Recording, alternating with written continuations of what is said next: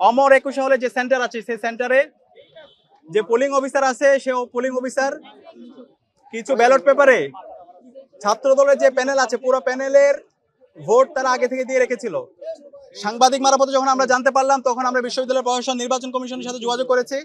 পরবর্তীতে নির্বাচন কমিশন ও স্টাফের বিরুদ্ধে ব্যবস্থা নিয়েছে, সেটা আপনারা ইতিমধ্যে জানেন। এবং এরপরে আমরা দেখতে পেয়েছি টিএসসিতে একজন স্টাফ একটা ওএমআরে আগে থেকে ক্রস দিয়ে রেখেছিল। এখন আমাদের অবস্থান পরিষ্কার, যে স্টাফ এই কাজটা করেছে তাকে অ্যারেস্ট করতে হবে, তাকে রিমান্ডে দিতে হবে এবং এই ঘটনা সে কার নির্দেশে করেছে সেটা বের করতে হবে। ঢাকা বিশ্ববিদ্যালয়ে ডাকসু নির্বাচন উপলক্ষে আমেজ তৈরি হয়েছে।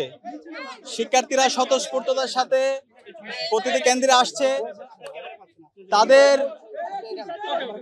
পছন্দের প্রার্থীকে তারা ভোট দিচ্ছে এবং সকাল থেকে আমরা শিক্ষার্থীদের স্বতঃস্ফূর্ত রেসপন্স দেখতে পাচ্ছি।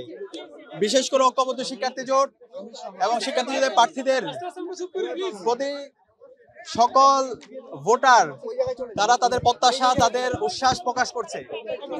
আমরা যখন সবাই একসাথে ডাকসু নির্বাচনের আমেজ তৈরি করার চেষ্টা করছিলাম, ঠিক সেই সময়ে এই ডাকসুকে বানচাল করার জন্য এখানে বিভিন্ন পক্ষ চেষ্টা করছে এবং সামনে থেকে পেছন থেকে বিভিন্ন পক্ষ এখানে দায় দিয়ে দেওয়ার রাজনীতি করছে।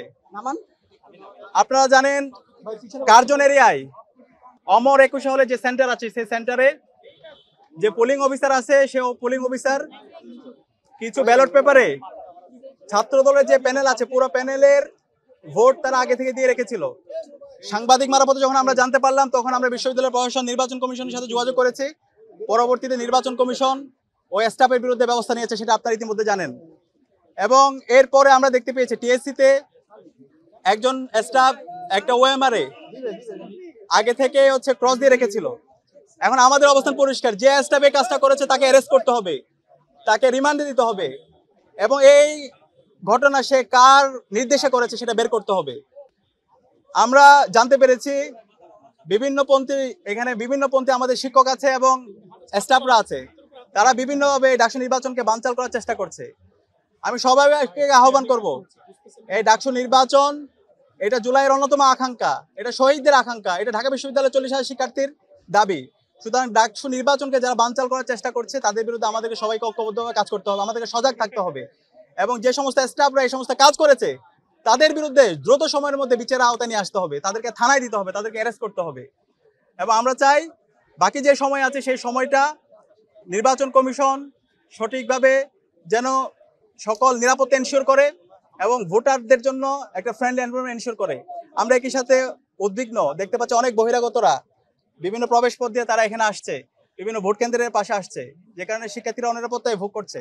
আমরা বিশ্ববিদ্যালয় প্রশাসনকে জানিয়েছি যারা এখানে বহিরাগত আছে তাদের বিরুদ্ধে যেন ব্যবস্থা নেওয়া হয়।